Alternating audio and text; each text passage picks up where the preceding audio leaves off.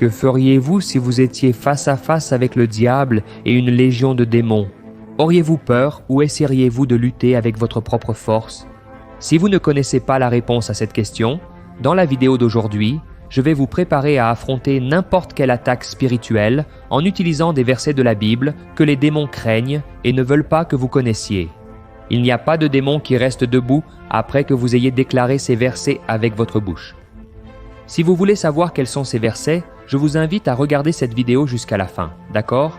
Mais avant de commencer, je voudrais vous demander de vous abonner à ma chaîne et d'activer la cloche pour que vous soyez toujours avertis lorsque je publie une nouvelle vidéo. Ainsi, vous aiderez notre ministère à atteindre plus de personnes et c'est pourquoi il est également important que vous partagiez cette vidéo sur WhatsApp. Cela peut sauver une vie car beaucoup de personnes peuvent avoir besoin d'aide et vous serez utilisés par Dieu dans leur vie. Amen. Alors allons-y, dans le milieu chrétien, il est très rare d'entendre parler du diable et de ce que nous devons faire pour qu'il ne nuise pas à notre vie.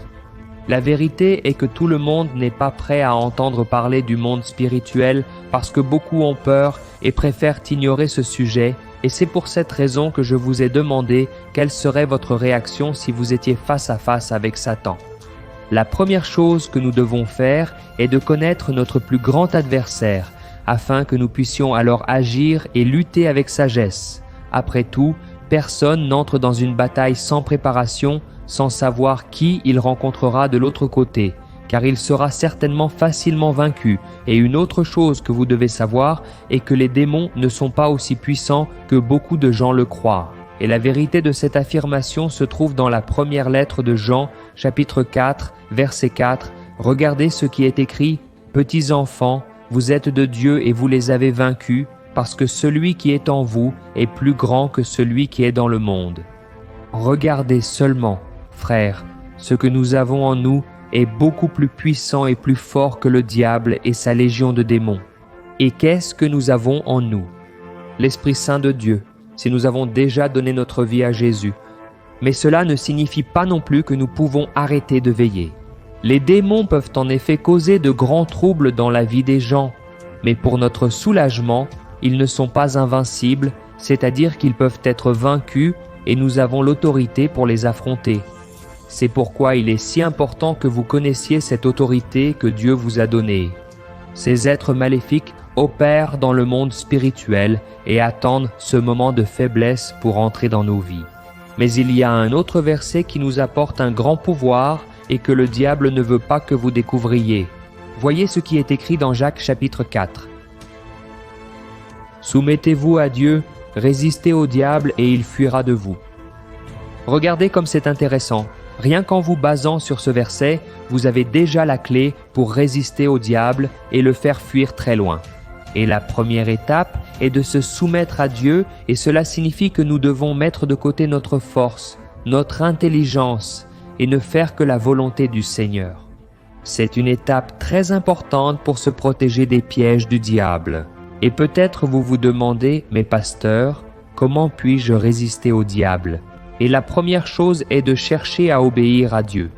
Si vous sentez que dans votre vie, il y a plusieurs attaques spirituelles et que tout semble aller mal, il est nécessaire de faire une réflexion et surtout d'analyser si vous cherchez le Seigneur en priant, en méditant sur sa parole. C'est parce que Satan ne veut pas que vous cherchiez le Seigneur et pour cette raison il va lancer des pièges et des distractions pour que vous perdiez le focus car c'est la seule façon pour lui de continuer à agir dans votre vie. Et quand nous nous éloignons de la présence du Seigneur, nous donnons une ouverture pour que l'ennemi commence à agir et cela se produit parce que nous écoutons nos désirs pécheurs. Frères, il y a une rébellion dans notre chair qui nous fait vouloir nous nourrir de choses plaisantes, de choses qui sont du monde, bien plus que nous désirons les choses spirituelles. Et à cause de ces distractions du monde, nous ressentons de la paresse à prier, à lire la Bible et même à aller à l'église. Mais la vérité est que nous devons nourrir notre esprit bien plus que notre chair. Voyez l'avertissement que l'apôtre Paul nous a donné. « Celui qui vit selon la chair a l'esprit tourné vers ce que la chair désire.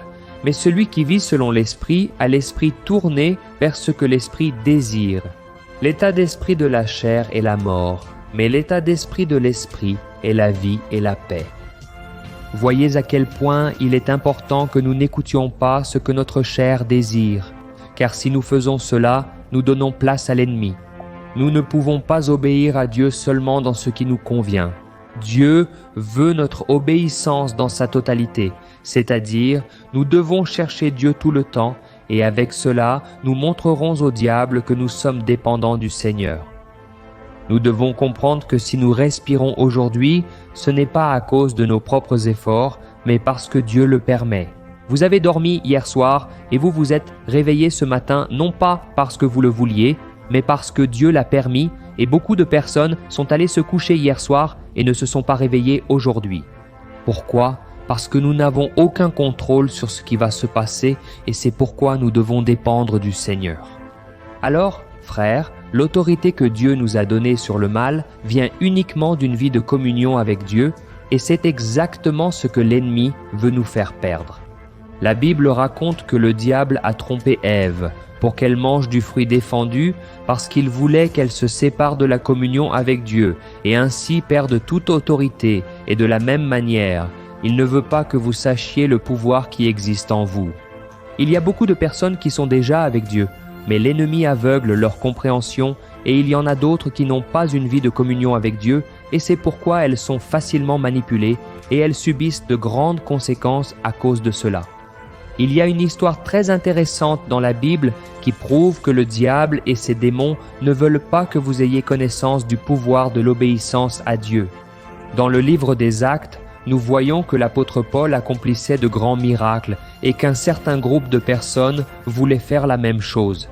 Seulement, Paul était sous l'obéissance à Dieu et il avait le pouvoir et l'autorité pour chasser les démons. Mais ce groupe de personnes a ignoré le fait que l'obéissance à Dieu est la clé pour résister au mal.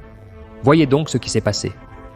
Ceux qui faisaient cela étaient les 7 fils de Séva, l'un des chefs des prêtres juifs.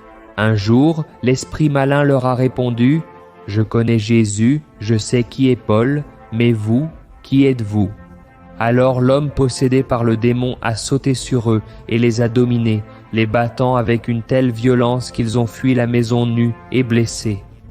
Ces personnes ont essayé d'expulser les démons sans avoir aucune autorité pour le faire, et l'esprit malin lui-même leur a parlé, disant qu'il connaissait Jésus et Paul, parce que tous deux étaient des personnes qui obéissaient à Dieu, et parce que ce groupe n'avait pas la même obéissance, ils ont eu un gros problème lorsqu'ils se sont retrouvés face à face avec le mal. Ils ont donc été battus, leurs vêtements ont été arrachés et ils sont sortis de là nus et blessés. Frères, entrer dans une bataille spirituelle sans avoir de connaissance, sans avoir de foi, sans avoir de communion avec Dieu, c'est marcher vers la défaite. Nous devons connaître notre ennemi, car à plusieurs reprises, nous devrons prendre une décision, utiliser l'autorité de Dieu ou nous dégonfler et le laisser agir dans notre vie. C'est pourquoi j'ai décidé d'enregistrer cette vidéo pour que vous mémorisiez ce verset de Jacques chapitre 4 verset 7 « Soumettez-vous à Dieu, résistez au diable et il fuira de vous. » Amen. Frères, le secret est l'obéissance et Jésus lui-même a dit que lorsque nous obéissons à sa parole, il reste en nous et il répond à nos prières. Frères, nous devons comprendre que nous sommes la propriété du Seigneur. Il est jaloux de nous et nous ne pouvons pas être amis avec le monde. Amen. Nous devons vivre en obéissance.